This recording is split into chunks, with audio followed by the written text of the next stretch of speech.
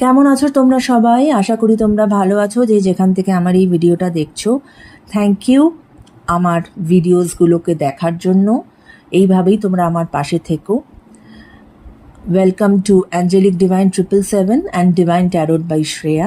আমি ইউটিউবেও আছি, তোমরা যদি চাও আমাকে ইউটিউবেও তোমরা ফলো করতে পারো, কারণ সেখানেও কিন্তু আমি প্রচুর লাভ রিডিংস দিই। ঠিক আছে? আচ্ছা, আজকে চলো দেখে নেওয়া যাক যে তোমার যিনি মনের মানুষ তিনি তোমাকে কি মেসেজ পাঠিয়েছেন।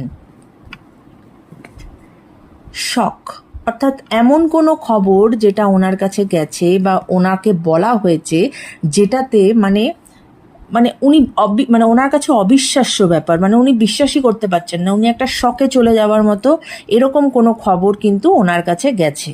ওকে, দেখো কার্ড কেরম কথা বলে। ব্যাক স্ট্যাবিং, অবশ্যই তোমাদের এই সম্পর্কে কেউ ব্যাকস্ট্যাব করেছে এবং সে হয়তো তোমার সম্বন্ধে এমন কিছু তোমার মনের মানুষের কাছে বার্তা পাঠিয়েছে বা জানিয়েছে যেটা হয়তো ওনাকে একদম উনি ভাবতেই পাচ্ছেন না যে এরকমও হতে পারে, বা ওর এমনভাবেই ওনার মাথাটা গুবলেট করে দিয়েছে যে উনি ভাবছেন যে এইটা আমি যাকে এতদিন ধরে ভালোবেসেছি আমি তার সম্বন্ধে এগুলো কি শুনছি।